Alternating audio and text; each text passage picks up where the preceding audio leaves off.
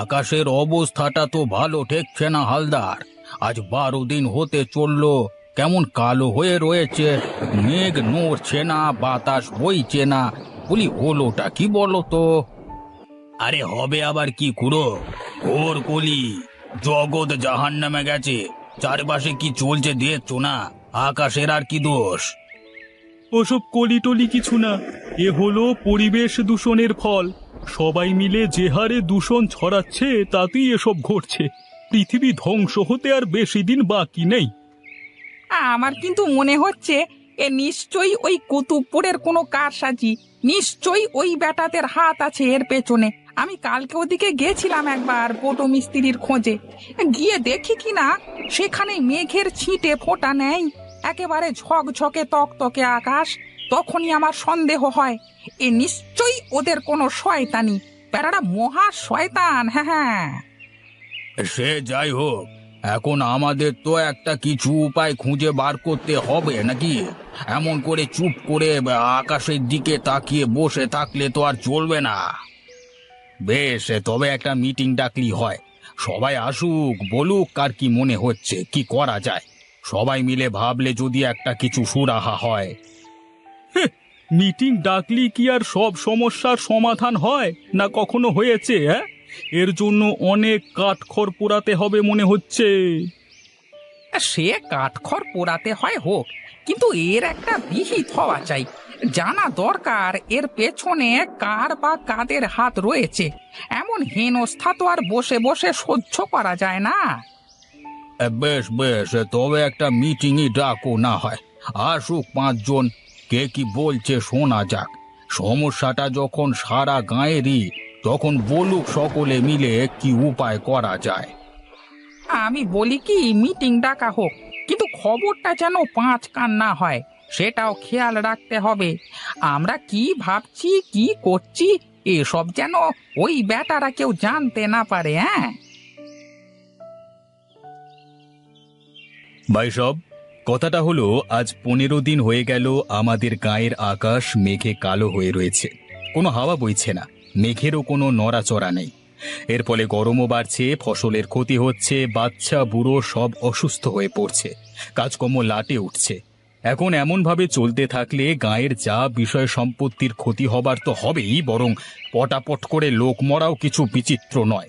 তাই আমাদের এখনই একটা কিছু উপায় খুঁজে বার করা উচিত, যাতে এই মাথার ওপর আটকে থাকা মেঘের পাল সরিয়ে ফেলবার কোনো একটা উপায় করা যায়। হ্যাঁ, আমার মতে সকলে মিলে এখনই বিষয়টা নিয়ে একটা পিটিশন লিখে নিয়ে গিয়ে আমাদের বিডিও সাহেবকে জানানো উচিত। তিনি যদি একবার দয়া করে আমাদের গ্রামে এসে ব্যাপারটা খতিয়ে দেখে এর একটা কোনো বিহিত করেন তো কিছু হয় আর কি। আরে রাখো তোমার বিডিও, বলি বিডিও এসে করবেটা কি? তোমার কি মনে হয় তিনি সিঁড়িতে চেপে আকাশে উঠে মেঘেদেরকে এক ধমক লাগাবেন আর অমনি মেঘগুলো সব সুরসুর করে লেজ গুটিয়ে পালাবে? আরে না না, ওসব বিডিও টিডিও এসে কিচ্ছু করতে পারবে না, ওদের কম্ম নয় এসব। যা করবার তা আমাদেরই করতে হবে। এসব হলো ঘোর পাপের ফল। ধম্মকম্ম চুলোয় গেছে বলেই এটা হলো। এর একটাই উপায়, গায়ে একটা কীর্তন বসানো হোক। শান্তিপুরের উত্তম কীর্তনিয়াকে একটা খবর দাও। ঠাকুরের নাম করলেই একমাত্র এ মেঘ কাটতে পারে। এটা ধম্মের কথা নয় দাদা, এটা বিজ্ঞানের যুগ। আমাদের বুঝতে হবে মেঘ কি আর কিভাবে এটা তৈরি হয়, আর কেনই বা সে দিনের পর দিন একই জায়গায় ঝুলে থাকে, বুঝলে? তাই প্রথমেই আমাদেরকে জানতে হবে যে এরকম কেন হয়। ঠিক আছে? কিছুই আর আমাদের জানতে বাকি নেই মশাই। আমরা কেউ ঘাসে মুখ দিয়ে চলি না। হ্যাঁ, কই পাশের পঞ্চায়েত কুতুবপুরের মাথায় তো কোনো মেঘ নেই। কই পিয়াশাল, কালসাগিরি, বেতাই, নবীপুর কোথাও তো কোনো মেঘ জমে নেই। তবে ঠিক আমাদের গায়ের মাথায় এমন মেঘ জড়ো হয়ে রয়েছে কেন বাপু? কারণ এ হলো ষড়যন্ত্র। কে বা কারা এই ষড়যন্ত্রের পেছনে রয়েছে সেটাই আমাদের খুঁজে বের করতে হবে। দরকার পড়লে আমাদের কোর্টে মামলা করতে হবে, বুঝলে? থাক থাক, আর কোর্ট কাছারি করে মারামারি করে লাভ নেই। আমাদের ঠান্ডা মাথায় এর একটা কোনো উপায় খুঁজে বার করতে হবে, যাতে মাথার ওপরের এই কালো মেঘটা সরে যায়। হ্যাঁ, বাতাসি কাকি এই মেঘ সরাতে পারে। কে কে বললো কথাটা? ফেলু, তা তুমি কি জানো না বাতাসি কাকিকে আমরা এক ঘরে করে দিয়েছি? তাকে দিয়ে কিছু করানোর কথা তুমি ভাবলে কি করে? দাঁড়াও দাঁড়াও হারাধন, কথাটা ফেলু মন্দ বলেনি। যদ্দূর শুনেছি কাকির নাকি এমন অনেক রকমেরই গুণ আছে।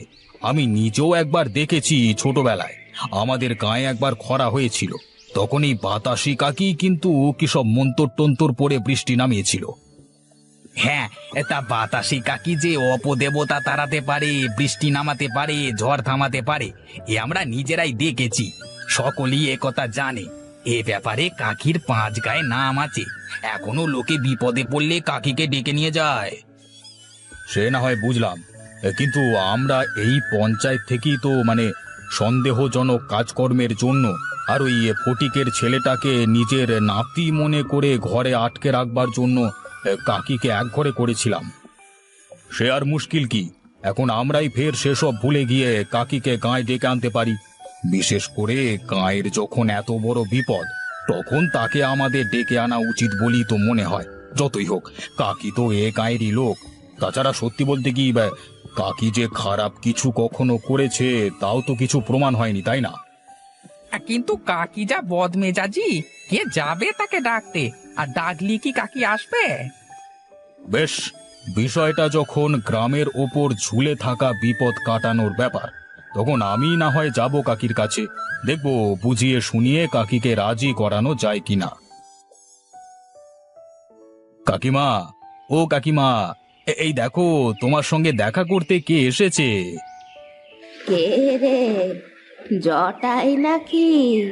সঙ্গে কে ওটা? লখাই যে? ওরে বাবা, জাদু যে আমার বড় হয়ে গেছে। আয় বাবা, কাছে আয় তো, দেখি একবার ভালো করে। ও মা, কেমন সুন্দর দেখতে হয়েছিস রে!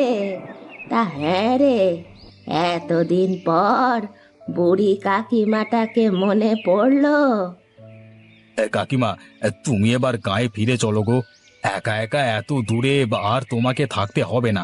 এখন বয়স হয়েছে তোমার, কাছে কাছে থাকলে আমরা তোমার একটু খেয়াল টেয়াল রাখতে পারবো।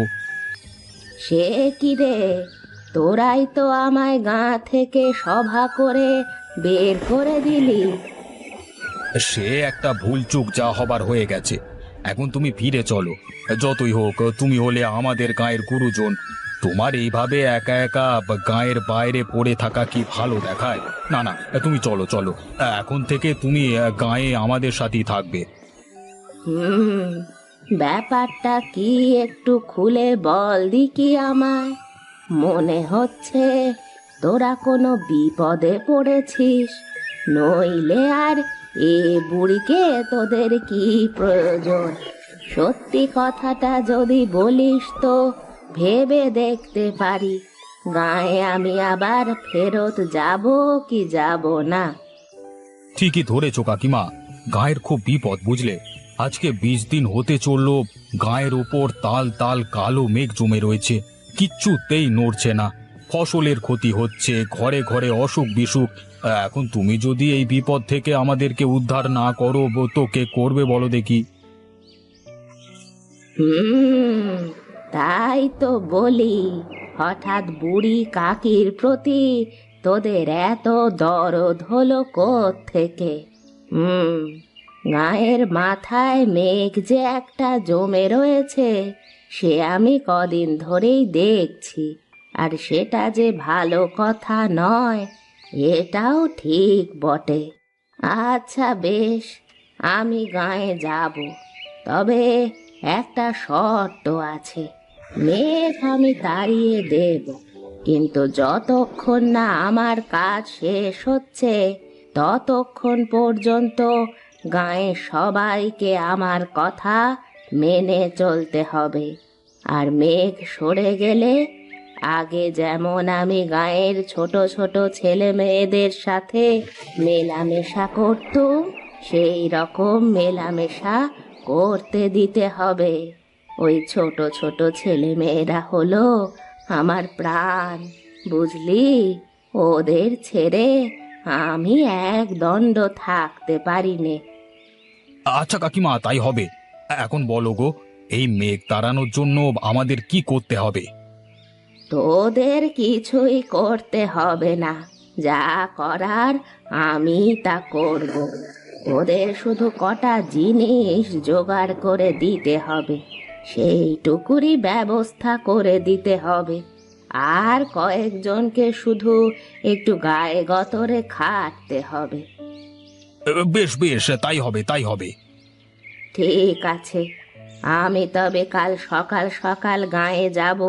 সবাইকে গিয়ে বল গোলার মাঠে বড় বড় কয়েকটা উনুন খুঁড়তে। তারপর যা করার তা আমি করব।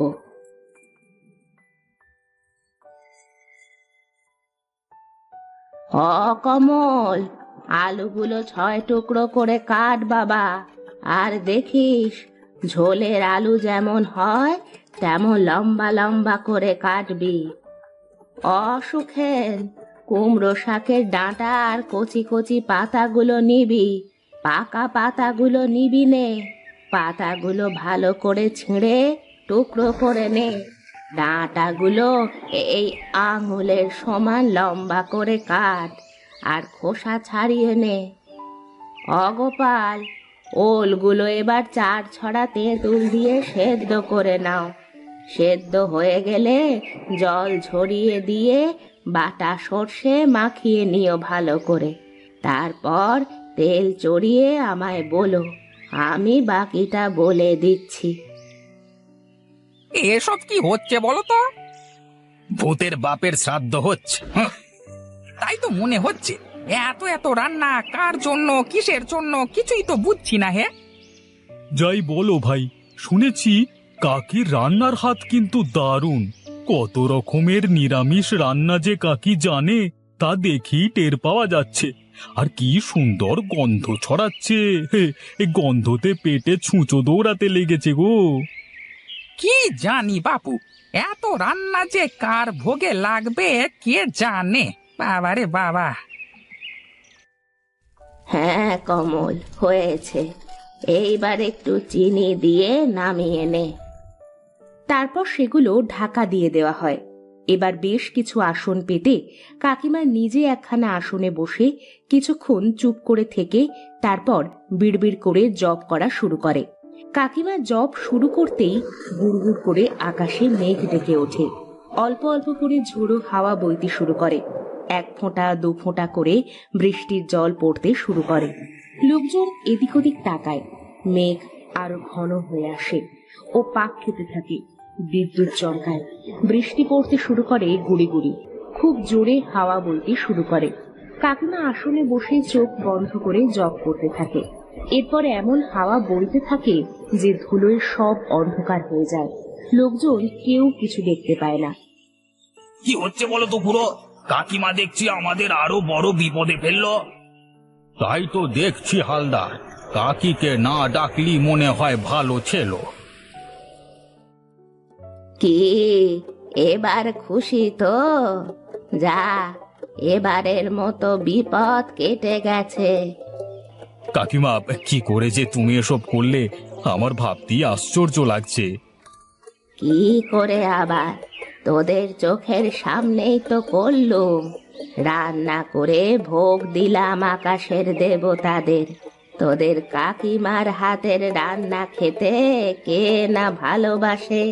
সূর্য, চন্দ্র, মেঘ, বিদ্যুৎ, ঝড়, বৃষ্টি, এরা সবাই তাই কি রকম চেটে পুটে খেয়ে গেল দেখলি না?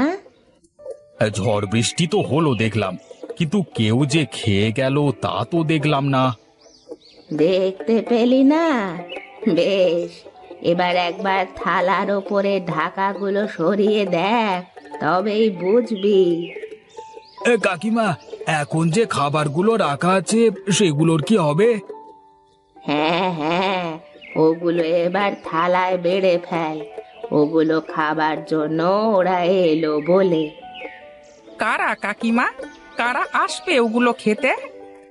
শুধু আকাশের দেবতারাই নয় রে, তোদের এই কাকিমার হাতে রান্না খেতে জঙ্গলের পশু পাখিরাও খুব ভালোবাসে। তারাই এবার আসবে ওগুলো খেতে। কি বলছো কাকিমা? পশু পাখি কোথা থেকে আসবে? ওই জঙ্গলে কি আর পশু পাখি কিছু আছে নাকি? ওই জঙ্গল থেকে শুধু নয়, তোর কাকিমার হাতের রান্না খেতে দূর দূর থেকে পশু পাখিরাও আসবে, বুঝলি? কি বিশ্বাস হচ্ছে না তো? বেশ, ওই দেখ তবে।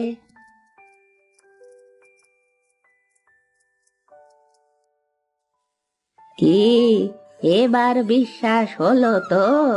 তোদের কাকিমার হাতের রান্না খেতে সবাই ভালোবাসে কিনা?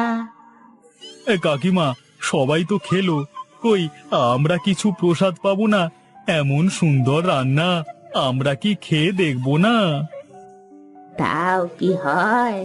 তোরা না খেলে কি আমার শান্তি হবে রে? তোরা যে সবাই আমার সন্তান। যা, তোরা সবাই মিলে এবার বসে পড় খেতে। কিন্তু কাকিমা, সব খাবারই তো তুমি ওদেরকে খাইয়ে দিলে, তবে আমরা কি খাবো? ধুর পাগল, ভোগের রান্না কি কখনো ফুরায় নাকি? ওই দেখ, কড়াই এখনো ভর্তি হয়ে আছে। যা যা, বসে পড় সবাই মিলে, ভাগ করে খেয়ে নে সবাই। জয় কাকিমার জয়, জয় কাকিমার জয়। খুব যে জয়ধ্বছিস, এখন তো মেঘ কেটে গেছে। এবার খাওয়া হয়ে গেলেই তো আবার কাকিমাকে বলবি গা থেকে বেরিয়ে যেতে। না কাকিমা, আর বলবো না। আমাদের ভুল হয়ে গেছে, আমাদেরকে মাফ করে দাও। তুমি এখন থেকে আমাদের সাথেই থাকবে, কেমন? আচ্ছা, বেশ, তাই হবে। যা, এবার তোরা গিয়ে খেয়ে নে। খেয়ে বল কেমন হয়েছে তোদের কাকিমার হাতের রান্না।